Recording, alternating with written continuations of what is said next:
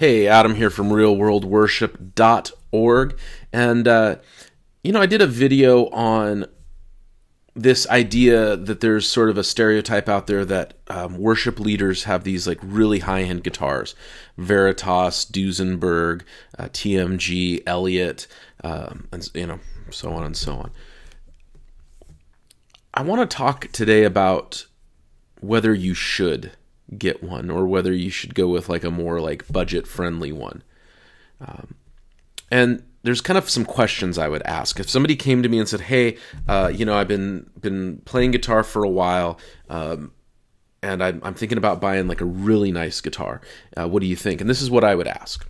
Well, first is, have you been playing guitar for a while? Because I've known people that have like, oh, I'm going to learn, or I've just been playing for like 3 months and now I'm going to go drop $1,200 on a Fender Strat or something. It's just like, oh, please don't do that. But that being said, this is what I would ask: how much can you afford? That's just the first thing. If you can't afford the guitar, then don't go get it. And understanding what you can actually afford determines the kind of guitar you can get. Period. End of story. If you can afford, hey, you know what, this is the maximum amount I can afford right now, then stay within that budget. If you've got, let's say you've got like a Squier custom vibe, or a Made in Mexico Telecaster, or like a Gretsch 5140, something like that, and you're like, I'd like a really nice, I'd like a much nicer guitar, and I have $1,200 I could spend. Well, you could go spend that $1,200 right now, or you have a very decent guitar as is, so you could save up some more and then get the guitar you really want. But figuring out how much you can afford is step one. And I've written before on realworldworship.org about going in debt and not going in debt and all that kind of stuff. But figuring out what you can afford and what your actual realistic budget is step one. And the honest truth is, like, I'm sympathetic. I remember when I was like 21, 22 years old, I was leading worship at a church in England. I was being paid as a missionary, so I had no money, and I had like a really average acoustic guitar. And this is back in the day when like acoustic guitar was the thing to have, not electric guitar. But I couldn't afford a nicer guitar, and I wanted one. So I totally am sympathetic to somebody who says, I want a nicer guitar and you can't afford one. You know what? The time will probably come when you can afford one. But figuring out how much you can afford, that's the first step. The next step is asking, how much can you actually justify? Because just because you can afford the Cadillac, the Silver Tuna, just because you can go out and spend, a couple $1,000s on a Nash or $5,000 on an Elliott doesn't mean that you should. I remember a friend of mine, we went over to my wife and I went over to her house, and she had opened her computer on her table, and it had this like, she was shopping for an ice cream maker, and she had like this $3,000 ice cream maker up, and she was embarrassed by it. Well, she's a high-end pastry chef, and she was actually shopping for her restaurant. It wasn't for her personally. But even if she personally had bought a couple $1,000 ice cream maker, I wouldn't have questioned it. She's like the only person I know that I wouldn't have questioned it. I have friends who are in certain trades that have a lot of money in tools. Can you justify it?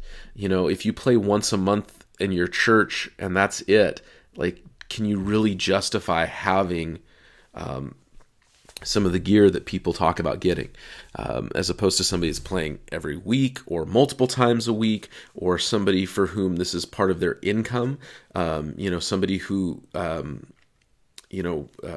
is playing in a paying gig band on a Friday or Saturday night and then plays in a church, and is stipended or supported in some way. That's a totally different conversation. But how much can you afford? Then how much can you justify?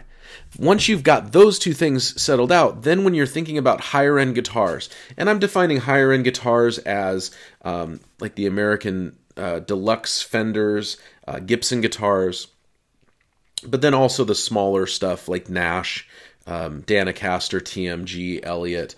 I've talked on this channel before how I play Kauer guitars, and I'm a fan of those. So you're talking about that level of guitar, the Veritas, all that. What are you actually getting when you buy that? I'm not going to name names, and I'm not going to trash on any brand. But I have been very fortunate to be able to try some hard-to-find boutique guitar makes. Some of them are everything that you would hope they would be. And some of them were incredibly disappointing. There's two I can think of specifically. One, there are only maybe 100 made, and so they're hard to find. You see them on Instagram. The other, there's a lot more made, but they're super expensive, so you don't see them around a lot. And I got to try both of them in about a 6-month period. One of them felt right, but the neck felt cheap. The neck didn't feel like I would expect a guitar that costs that much, how I would expect the neck to feel. The other one, I was surprised how heavy it was. I didn't think there was anything special about it. It looked really nice. The cosmetics I thought were fantastic, but there wasn't anything special about it. So what are you actually getting? Now, that is a pro for going for a higher end or boutique guitar. If you have a vision in your head, I want this specific looking guitar with these specific features or pickups or dimensions, all of that, then that's what you get when you go with a high-end guitar. You can say, I want this neck radius and shape, I want these pickups in there, I want this wiring configuration, I want this color combination, and you have the ability to get the guitar to your specs. That's a huge plus. Also, some of the higher-end guitars, they're using more expensive but also lighter wood. That's actually something I look for, is the weight of the guitar. When I got a Danacaster, very lightweight guitar. You do have to ask around, though, because the types of guitar matter. I have 2 Cowers, and my Cower Starliner is incredibly light. My Cower Arcturus is heavier. I think it's the heaviest guitar I own. So that doesn't all, one thing doesn't always affect the other. Some of it doesn't have to do with the wood that's used. Some of it has to do with the way it's routed. So like my Arcturus is a little more solid body than, say, my Starliner, which is routed for a few different pickup options under the pick guard. So it's a little more hollowness going on in there. The downside, though, is if you buy one of those, you will almost, with a few exceptions, you will never get your money back. There are a few exceptions. If you bought a Danacaster 3 years ago, what they're going for used right now, you will probably get your money back. You'll probably break even. Elliott's, you aren't going to lose as much money. But TMGs, Cowers, Nash does not hold its value at all. These really high quality brands don't hold their value. Because if somebody has the money to go buy one of those things, they want the one they want, not the one that you wanted. So they're hard to move. And even if you have something like a Gibson, like an ES335 or Duesenberg that's just expensive, even if you can move it, it takes time. They're hard to move. So you have to understand that there's a value ratio, and I kind of recommend really looking at the used market on any kind of guitar that you're buying, period. But that being said, and I've said this before, a Titan KR1, they raised their prices. They were $12.99. I think they're at $14 now. That is still a better guitar than a lot of these higher end boutique guitars that I've played. I think the world of that guitar. This past Sunday, I had 2 guitars. The first 2 songs at the beginning of the service, I used my Fender Telecaster, and the last 3 songs I used my Cower Arcturus, which is like a Jazzmaster style guitar.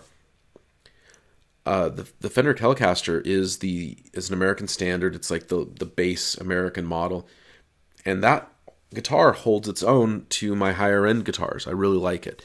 So again, when you're thinking about this, you have to ask yourself, can I afford it? Can I justify? And then understand what you're actually getting. If you're looking for a legacy guitar, something you're just going to hold on to, I totally understand that. If you have an idea for a very specific cosmetic look or a very specific arrangement as far as specs and everything, I totally get that. But you have to understand you're also getting something that's hard to sell. You'll never get your money back. You'll never sell it for what you put into it. So understanding those things, and then you can make a decision about what works for you. So, all right, this is Adam from Real World Worship. I hope you found this helpful and informative, and look for more videos from us soon.